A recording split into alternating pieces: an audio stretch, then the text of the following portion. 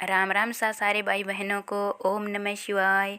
आप मेरे चैनल पर हो अगर आज नए तो मेरे चैनल को सब्सक्राइब लाइक शेयर ज़रूर करना।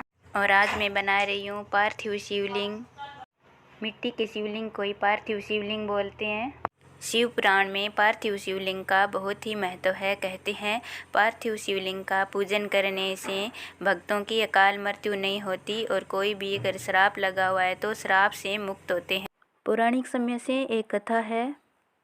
कहते हैं दक्ष ने अत्रि पुत्र चंद्रमा को एक श्राप दिया था और श्राप की वजह से वह कोढ़ी हो गए। उनके पूरे शरीर को कोढ़ कोढ़ हो गया। तो चंद्रमा ने सोचा कि अब इस श्राप का क्या किया जाए। तो उन्होंने ब्रह्मा जी की शरण ली और ब्रह्मा जी के पास जाकर बोले, भगवान अब मेरा उद्धार करो। तो ब्रह्मा जी ने कहा कि आपको भगवान शिव के शरण में जाना चाहिए और पार्थिव शिवलिंग का निर्माण करना चाहिए और आपको परभास जाकर के नदी के किनारे ये सब करना होगा। तो अत्रि पुत्र चंद्रमा परभास जाके नदी के किनारे पार्थिव शिवलिंग का निर्माण करके उनकी पूजा अर्चना शुरू की। तो भगवान शिव खुद आए और उन्होंने उनको श्राप से मुक्त किया। तभी से कहते हैं कि हमें ज्योतिर्लिंग मिले और उनकी पूजा हम वर्तमान में महादेव सोमदेव के रूप में करते हैं। तो इसीलिए मैं भी आज मिट्टी के शिवलिंग का निर्माण कर रही हूँ। और मिट्टी का शिवलिंग निर्माण करने के लिए मैंने मिट्टी को गंगा जल से शुद्ध करके उसको अच्छे से भिगो लिया और साथ में थोड़ा सा 2 चम्मच मिला लिया है इसमें शुद्ध गाय का घी। गाय का घी इसलिए मिलाते हैं क्योंकि गाय का घी मिलाने से जब हम जलाभिषेक करते हैं तो हमारा शिवलिंग खंडित नहीं होता।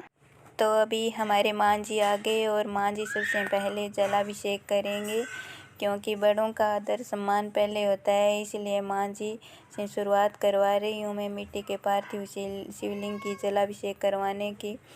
तो मैं ये ले बिल और पत्थर के पत्ते क्योंकि माँ जी को शिवलिंग पे चढ़ाने हैं इसीलिए। और ये साथ में पोती आ गई है माँ जी की और मेरी नानी ने माँ जी को अभिषेक करने के लिए जल ला के दिया और माँ जी ने पूजा की शुरुआत कर दी है। अभी माँ जी जलाभिषेक करवा रहे हैं ओम नमः शिवाय जाप के साथ। और अभी माँ जी ने बिल्व पत्र भगवान को समर्पित कर दिए हैं। कहते हैं भगवान शिव को बिल्व पत्र बहुत ही ज़्यादा प्रिय है, इसलिए हमें बिल्व पत्र तो पूजा में ज़रूर लेने चाहिए।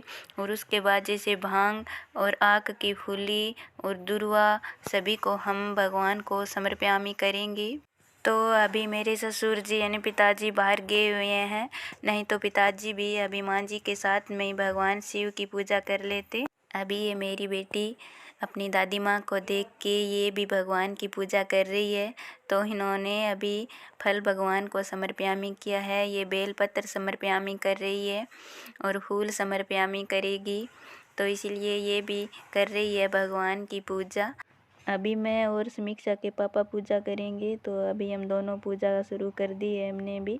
तो हम अभी जलाभिषेक करवा रहे हैं भगवान पर। ओम नमः शिवाय, ओम नमः शिवाय, ओम नमः शिवाय, ओम नमः शिवाय, ओम नमः शिवाय, ओम नमः शिवाय, ओम नमः शिवाय, ओम नमः शिवाय।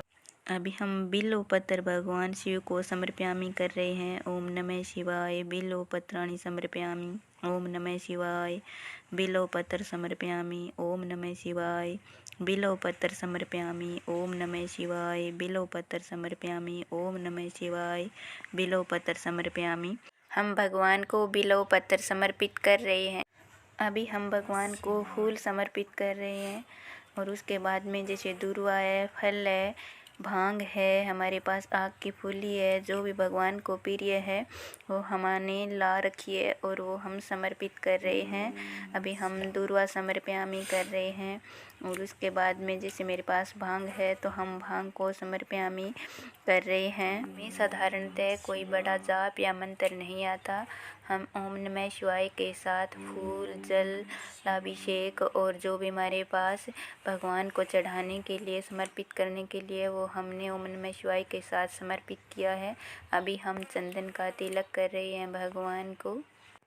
तो अभी ये भगवान को चंदन का तिलक लगा देंगे और उसके बाद में जैसे हमारी पूजा इस समय की पूरी हो जाएगी। उसके बाद हम बिल्कुल शाम को एक बार पूजा और कर लेंगे। तो अभी हमने पूजा कंप्लीट कर ली है। अभी हमारी पूजा पूरी हो गई है। अभी हम तिलक लगा लेंगे और तिलक लगाने के बाद में हम पूजा स्थल से खड़े हो जाएंगे।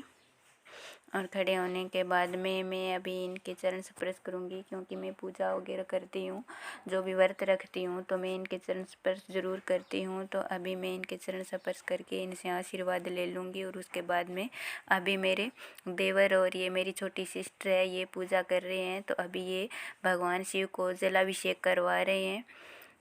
ओम नमः शिवाय, ओम नमः शिवाय, ओम नमः शिवाय, ओम नमः शिवाय, ओम नमः शिवाय, ओम नमः शिवाय, ओम नमः शिवाय, ओम नमः शिवाय, ओम नमः शिवाय।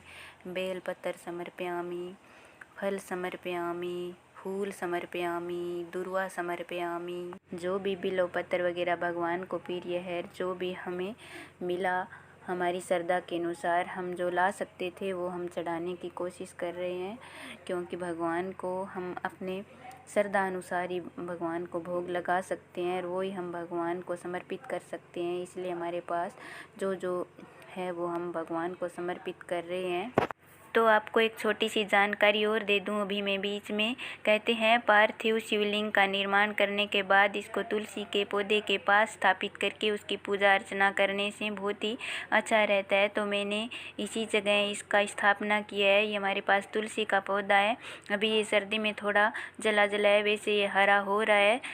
अभी मेरी बहन मेरे देवर से चरण स्पर्श करके आशीर्वाद लिया है इसने। और ये मेरी नांदी है, तो अभी ये कर रही है पूजा। इन्होंने भी व्रत रखा है। तो भगवान शिव के व्रत को छोटे बड़े बुजुर्ग सभी रख सकते हैं।